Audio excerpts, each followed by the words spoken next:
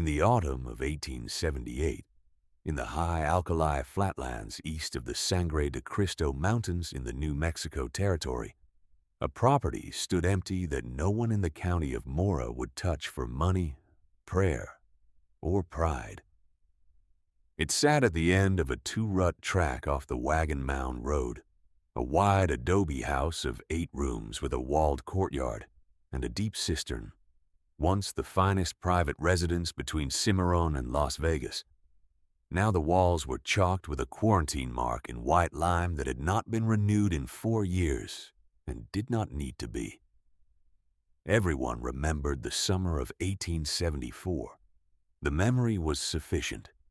Her name was Nora Vass, and she was 26 years old, and she had 41 cents to her name and a surveyor's leather case that had belonged to her father. She had been refused lodging at 3 boarding houses in the town of Mora in the preceding week. Not for want of coin. Though coin was thin, she had been refused because she was known to have nursed the sick during the fever summer in Las Vegas 2 years prior, and the association clung to her the way a scent clings to wool. No one could say plainly that she carried disease.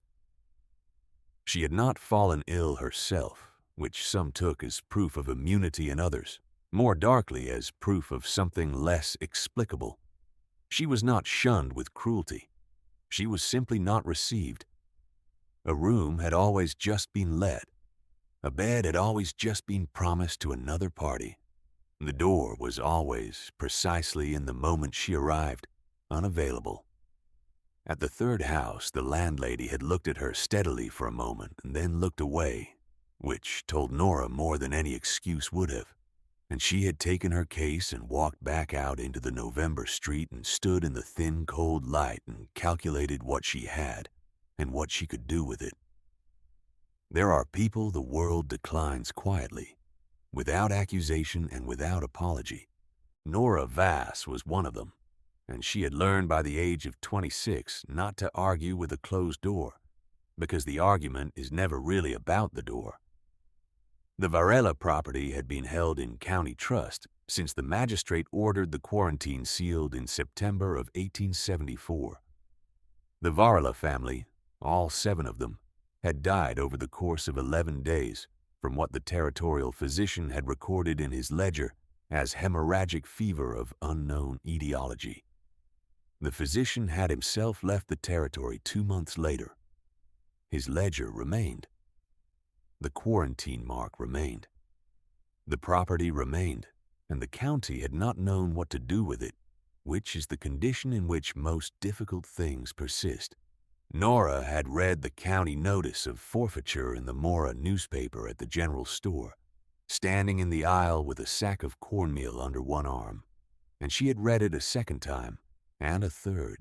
The county would accept any bid for the property, the notice said, so long as the successful bidder signed a covenant acknowledging the property's history and releasing the county from any claim arising therefrom. The minimum bid was $1. There were no other bidders registered. She offered 1 coin, a silver dollar, the last full dollar she possessed. The county clerk, a thin man named Albright, had looked at the coin and then at her, and then at the coin again. He said the covenant required a witness to her signature. She named the storekeeper, a man named Orozco, who had sold her the newspaper and who was willing to witness any transaction that kept the coin circulating rather than disappearing back into her pocket. Albright had stamped the deed. The property was transferred in 12 minutes of silent clerical work. Orozco looked at her when it was done with something between admiration and the particular concern a man feels for a person he suspects has made a serious error. "That house killed 7 people," he said, not unkindly. "7 people died in that house," she said. "That is not the same thing."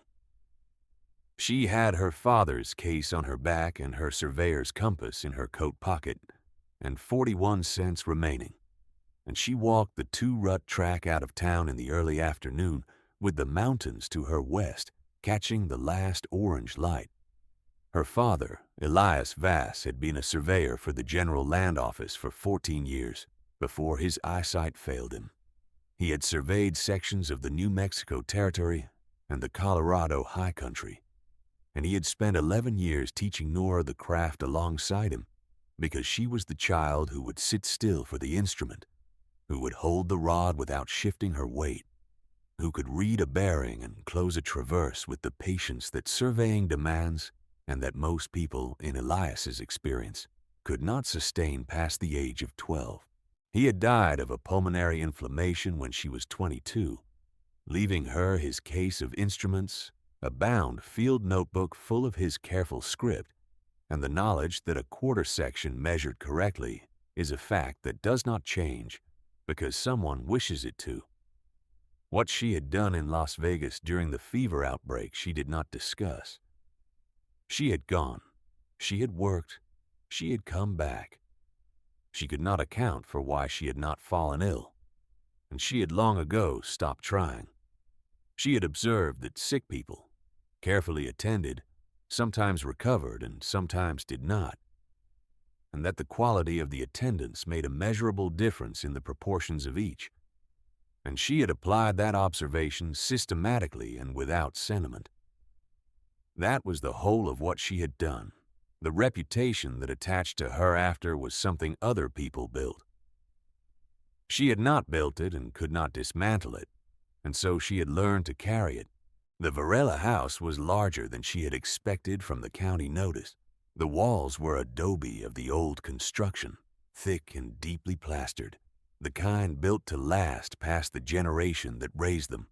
The courtyard wall ran 8 feet high on 3 sides, and the gate iron was wrought in a simple bar pattern, 2 verticals and a cross brace, the kind a working man made for durability rather than ornament. One hinge was pinned and one was sprung free of its fitting, so the gate leaned against the wall at an angle and would not close without repair. The courtyard flagging was cracked, the joints heaved by frost and packed with dry grass seed, and the dried stems of what had been a kitchen garden stood like gray wires in the packed earth. An earthen olla hung in a rope cradle from a courtyard post, still holding perhaps a cup of water, which meant it had rained here sometime in the past season. She noted that. The cistern was intact.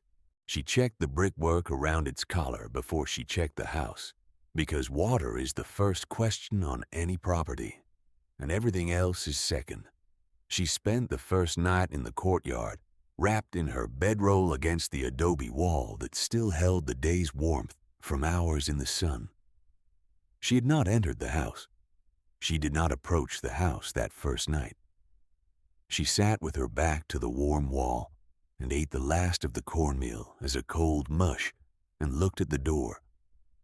The door was solid pine, dried and checked from years of weather but not rotted, painted once in a blue that had gone to gray at the edges and held the original color only in the sheltered grain.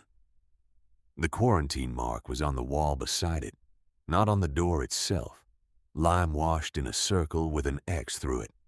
The physician's notation, 4 years old and still legible in the slant of the late light. She had seen quarantine marks before. In Las Vegas, she had entered buildings under them. A mark tells you what happened inside. It doesn't tell you the house is still dangerous. Those are different propositions, and the people of Mora had conflated them for 4 years, which was why she had been able to buy the property for a single coin. In the morning, she went inside.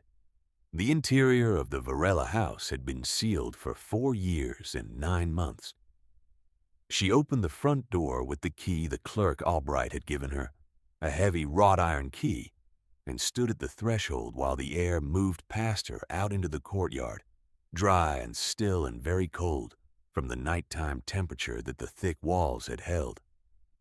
Dust lay on every surface in a film so fine and uniform, it looked applied.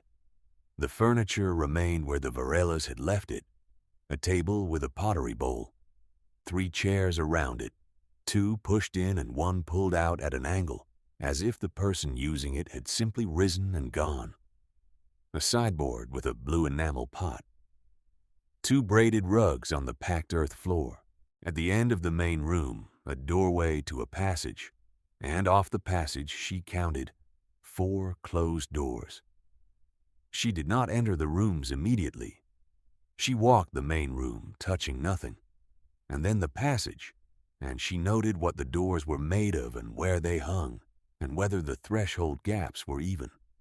Then she went back to the courtyard and spent an hour opening every shutter and every window from outside, using the iron rod she carried in her father's case. She let the house breathe for the rest of that morning while she inventoried the outbuildings.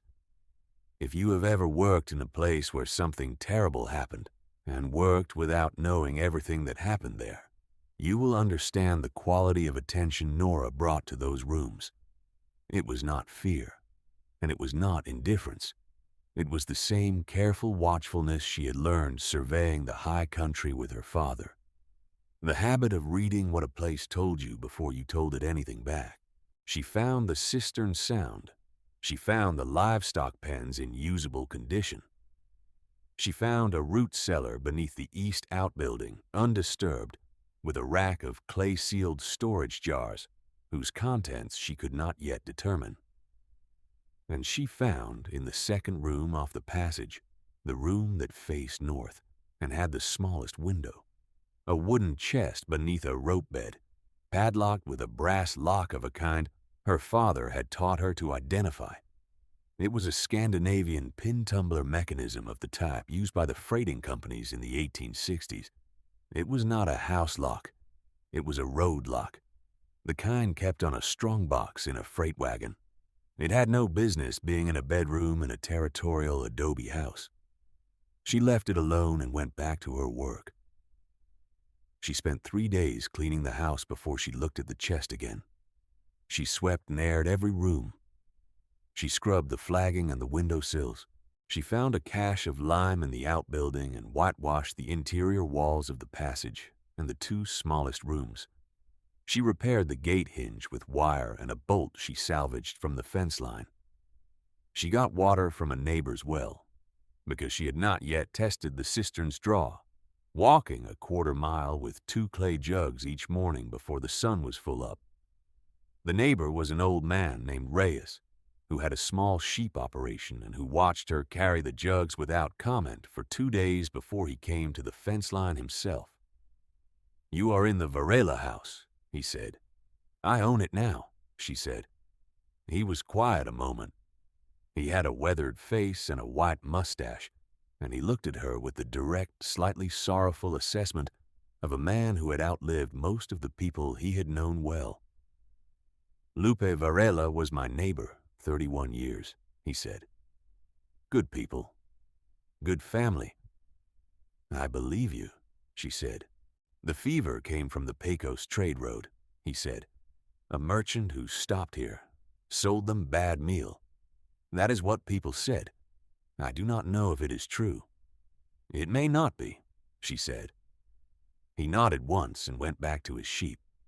After that, he left one of the clay jugs on his fence post each morning, already filled. She did not overlook what Reyes had told her about the merchant. A merchant who sold bad meal in the summer of 1874 and passed through the Varela property on the Pecos trade road. She filed it in the place where she filed surveying data, as a datum not yet connected to a traverse, not yet proven, but not disregarded. On the 4th evening, she came back to the chest. Her father's case held a set of lockpicks he had carried for practical reasons, having on more than one occasion needed to open a surveying instrument case whose key had been lost in the field, and having taught himself the craft with the methodical patience he brought to all mechanical problems.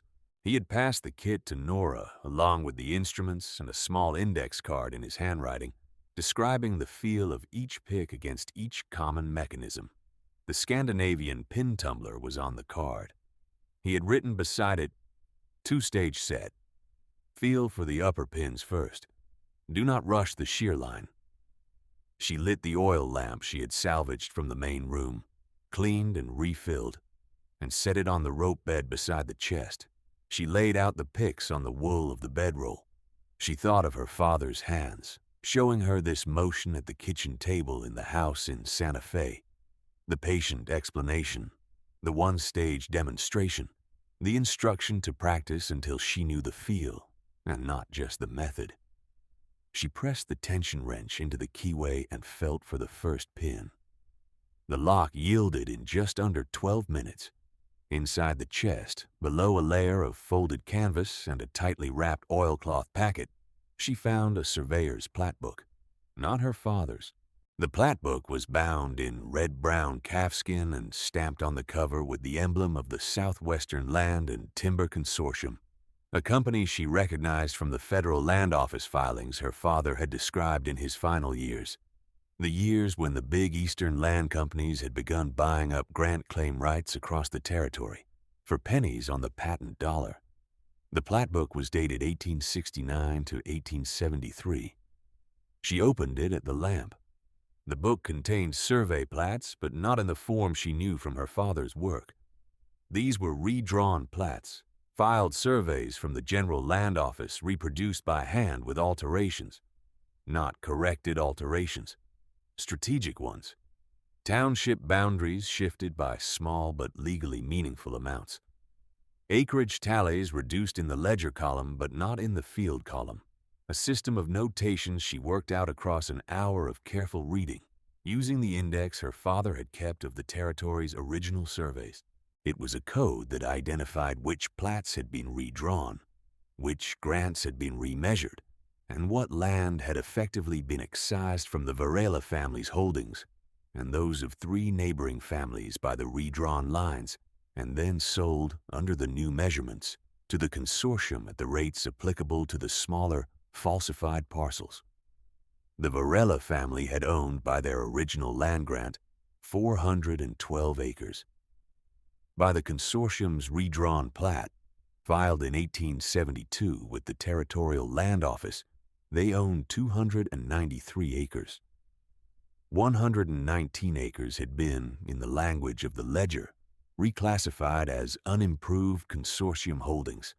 The land was not lost by any action the Varelas took or failed to take. It was removed from their title by an altered survey and replaced with a fraudulent one, filed as official. The consortium had then sold that land in parcels across 1872 and 1873 to settlers and to a mining interest. The proceeds were listed in a separate column in the plat book, neat and indifferent as a grocery receipt. She did not move from the chest for a long time. This was a thing her father had described to her abstractly as the corruption that attended rapid territorial settlement. The surveyors who would sell a second traverse, deliberately misclosed, to a land company willing to pay for the discrepancy. He had not done it himself. He had refused twice, he told her, and both times it had cost him a contract. He had explained it to her not as a lesson in virtue, but as a lesson in arithmetic. A misclosed traverse has a closure error you can calculate, and a calculated error, in a court with a competent surveyor as witness, is a demonstrable lie. The instrument does not lie. The man who reads it sometimes does, and the reading can always be checked. She had her father's field notebook with her. She had his instruments. She had, in the plat book, the original field measurements as the dishonest surveyor had transcribed them before altering the boundary calls, because the alteration had been applied to the fair copy, but not fully corrected in the underlying traverse data in the working columns. The closure error was visible in the working columns if you knew how to read them. She calculated it twice by hand in her own field notebook, using the instrument bearings recorded in the plat book's unrevised working columns. The error was consistent and unmistakable. 119 acres. The survey was false. She closed the plat book and laid it on the bedroll and looked at the lamp flame. What she had in her hands was not the history of a plague. It was the history of a theft. The Varelas had not simply died of fever in this house. They had died in a house whose land had been stolen from under them 2 years before the fever came. and the theft had never been answered because the people who knew about it had died, and the house had been sealed, and the chest had been locked, and the lock had never been opened by anyone who could read what was inside it. She thought about what the Platt book meant and what it could do, and what it required of her. If you wonder what a person with 41 cents and no allies, and a house everyone feared was worth doing next, consider what a closed traverse is. It is a boundary that returns to its starting point. It does not float. It does not shift because a ledger column is altered. It is verified against the ground, against the angles, against the mathematics of angle and distance that do not accommodate wishful arithmetic. The ground does not lie. The survey of the ground done correctly does not lie, and the false survey placed beside the correct one is simply and absolutely wrong. She spent the following week in the field. She rose before dawn and walked the sections with her father's transit and rod, closing traverses by hand, writing her field notes in the same precise column format her father had used and that she had used since she was 14 years old. The transit was a 12-year-old girly instrument, the brass worn to a pale gold at the focusing collar from years of her father's hand and then her own, the telescope still clean, and the bubble in the level still true. She set it on the tripod and leveled it by feel and habit, not needing to think about the motion, the way a capable person does not need to think about the parts of a thing they have done well for a long time. She found the original monuments, the brass-capped iron pins driven at the original corners, some still in place and some tilted but recoverable.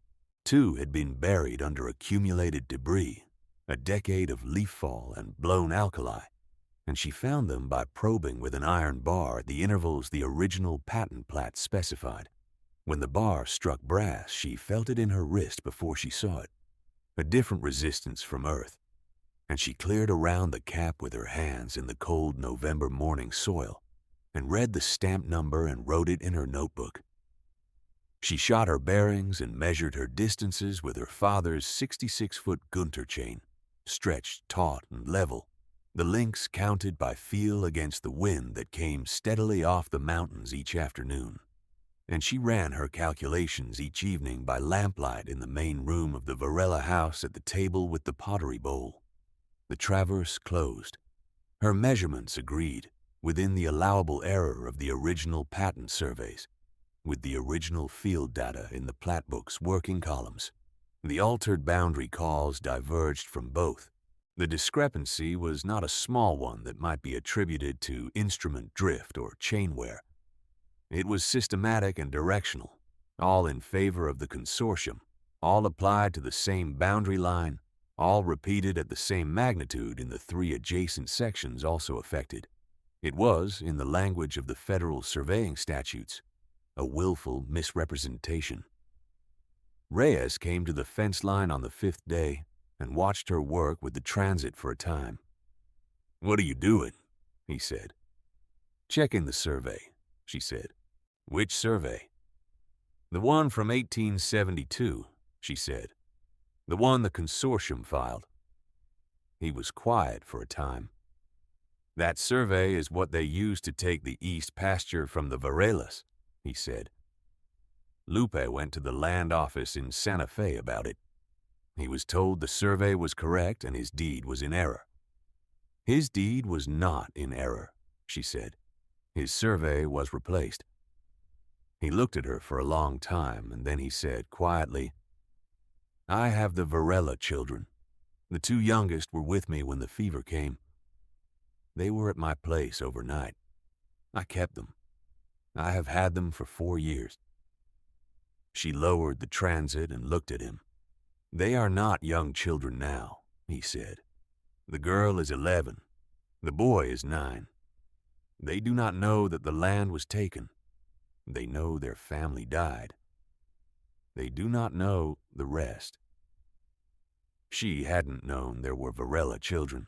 It shifted something in the shape of the thing she was doing, and she stood in the pasture with the November wind moving across the alkali flat and felt the shift settle into something more specific, more weighted, more fixed.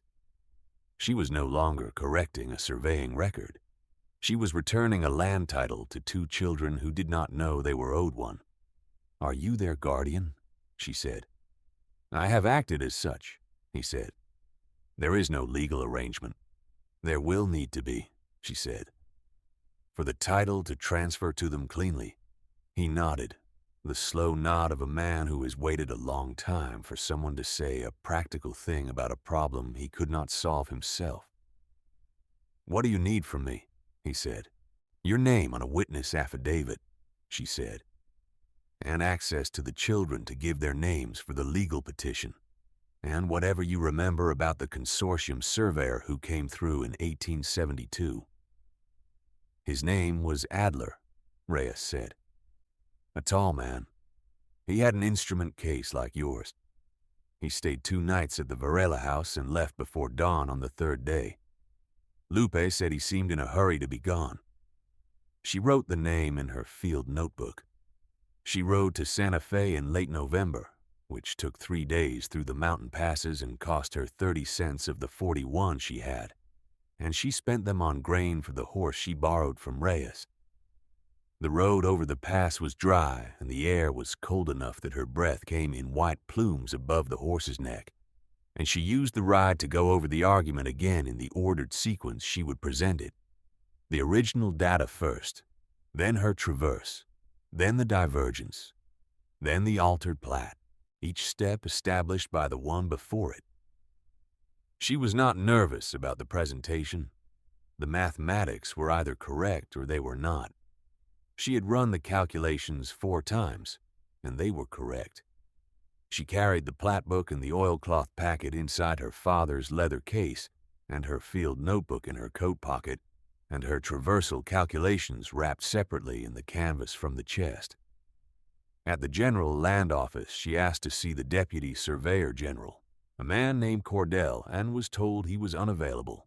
She said she had documentation of a willful survey misrepresentation filed in 1872, affecting 4 titled land grants in Mora County, and she would wait as long as necessary. She waited 4 hours. Then Cordell came out himself. She laid the materials on his desk in the order in which they established the argument. The original survey data from the plat book's working columns first, her own closed traverse second with the field notes, the comparison of the two and the identification of the divergence third, the boundary calls in the altered plat fourth, with the discrepancy measured in degrees and chains, the consortium's filed plat last. Cordell was a careful man. He did not speak for a long time. He looked at each document and then at the next one, and then returned to the first. He had his own surveyor in the room within the hour, an elderly man with a stained leather apron, who read the traversal data with his finger on the page, column by column, and then looked up at Nora and said, "How did you close this? The country out there is rough." "My father taught me to close on ground where the easy line is not the correct line," she said. The surveyor looked at Cordell. "The error is willful," he said. "No instrument drift does this. This is a systematic shift applied once to a specific boundary." Cordell folded his hands on the desk. "The consortium," he said as if tasting the word. He did not say anything else about the consortium for some time. Then he said, "The Varela family is gone. There are 2 Varela children," she said, "living with a neighbor named Reyes. They are the rightful heirs to the corrected title." He was quiet again.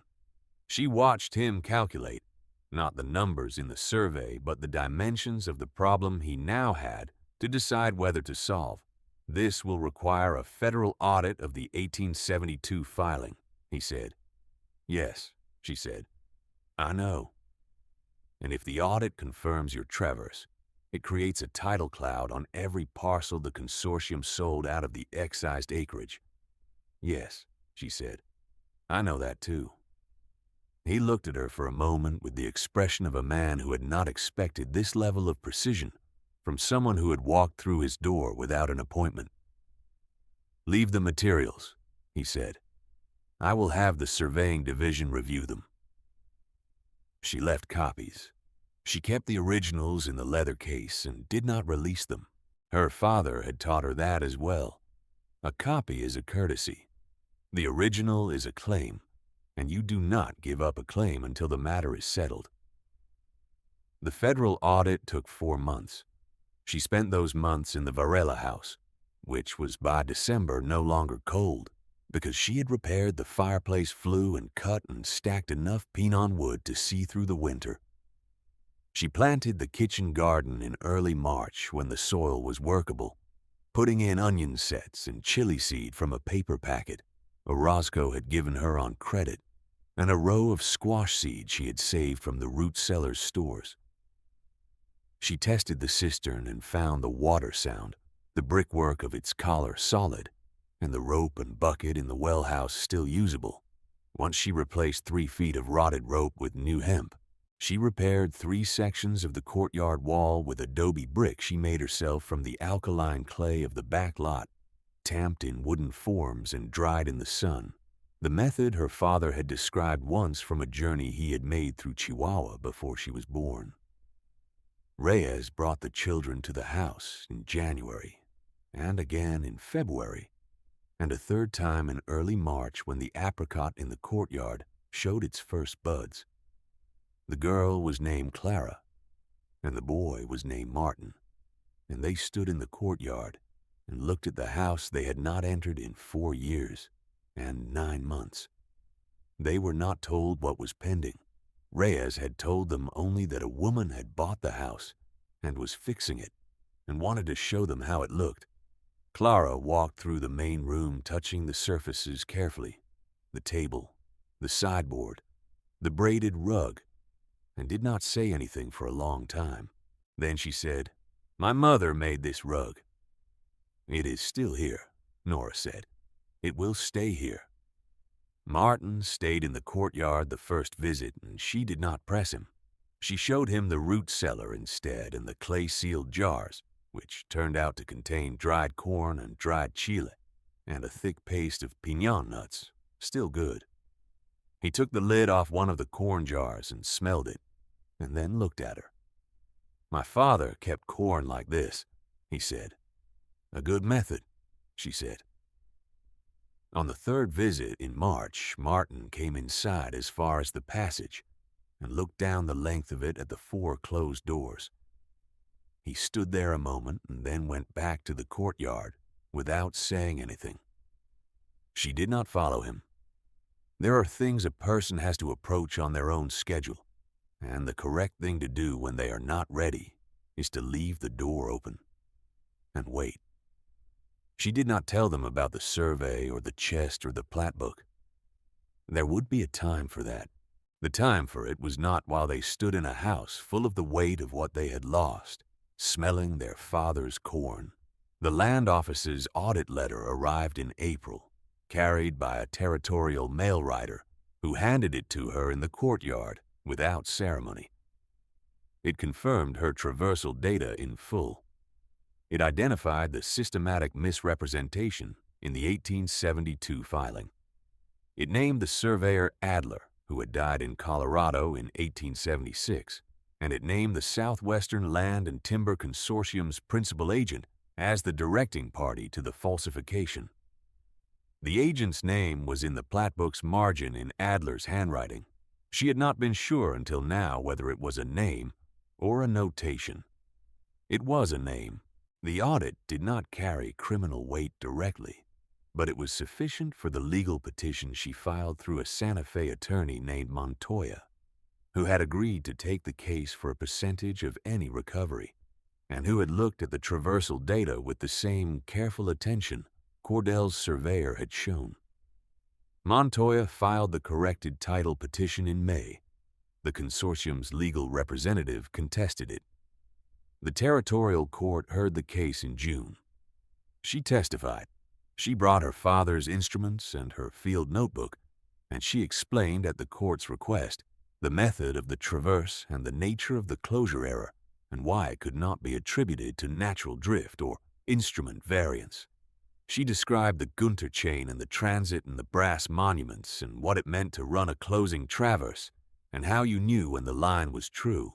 She described the working columns of the plat book and the difference between the field data and the fair copy, and where the alteration had been applied and where it had not. She did not use more words than the question required. She answered what was asked and did not elaborate beyond the question.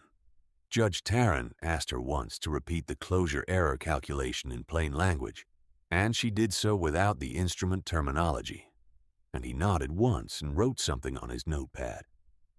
The consortium's representative tried twice to establish that she had acquired the Varela property by irregular means, and that her evidence was therefore suspect. Montoya objected both times and was sustained.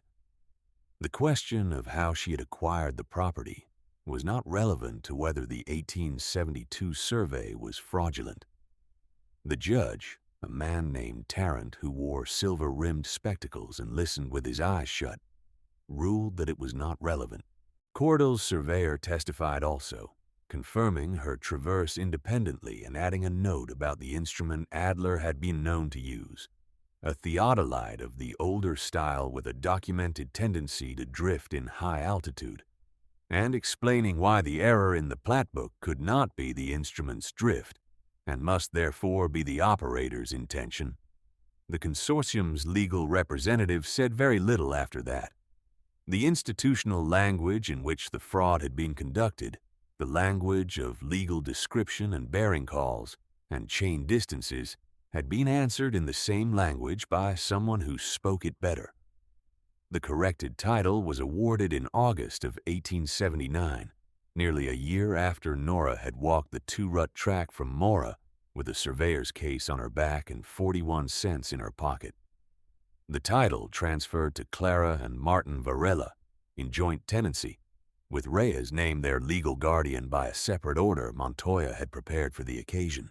The 119 acres were not fully recoverable, as the parcels had been sold to third parties who had made improvements, but the territorial court ordered a monetary restitution from the consortium's remaining territorial assets, equivalent to the sale price of the land, plus interest at 6% for 6 years. The sum was not enormous by the consortium's standards.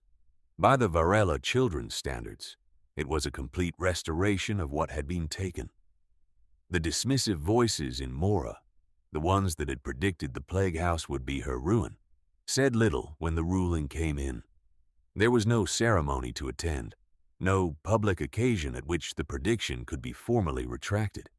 The information moved through the town the way such information does, quietly and without spectacle, and people adjusted their understanding of events accordingly. Orozco at the general store said to her when she came in for supplies in September that she had done a good thing. She said she had done an accurate thing and let him think about the distinction if he liked. He gave her credit on the cornmeal, which was a different kind of acknowledgement and perhaps a more useful one. Clara and Martin Varela took possession of the house in October of 1879, with Reyes and his household moving into the property to manage it alongside them. The title was clear. The courtyard gate swung on both hinges by then. The kitchen garden had come in well in the spring planting, and the root cellar was stocked. The cistern drew clean water. Nora did not stay. She had never intended to stay. The house was not hers to keep. She had bought it because it was the only door open to her, and she had known, from the moment she read the county notice, that a house everyone feared was likely to be a house someone had reason to want, kept fearful. She left in late October, the leather case on her back and the transit in its compartment, and the plat book, now in the custody of the Federal Land Office as evidence, replaced by a new field notebook of her own. Purchased with the first coins of the surveying fee the court had ordered her reimbursed, she walked out the courtyard gate with the red shawl around her shoulders and the Sangre de Cristo range going amber gold in the late autumn light to the west. Reyes saw her out to the road. He offered her the use of the horse, and she declined it. She preferred walking, she said. when the ground was her subject.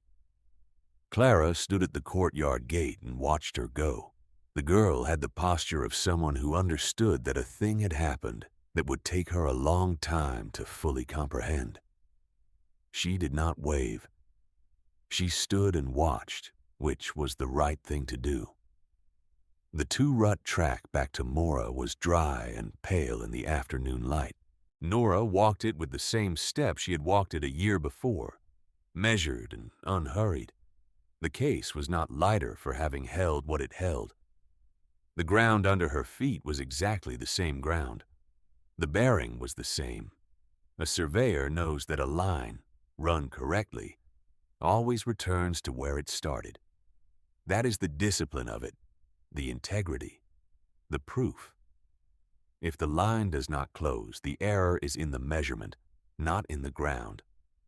And if you keep measuring, keep carrying the instrument back over the distance, keep checking the math against the angles and the angles against the ground, the truth does not hide from you. It waits. It is patient in a way that no falsified ledger, no altered boundary call, no sealed lock has ever been.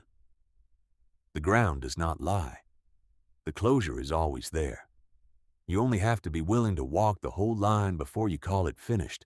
She walked back into Mora with the mountains behind her and the afternoon dust rising pale and fine off the alkali flats, and the transit in its case as steady as it had always been.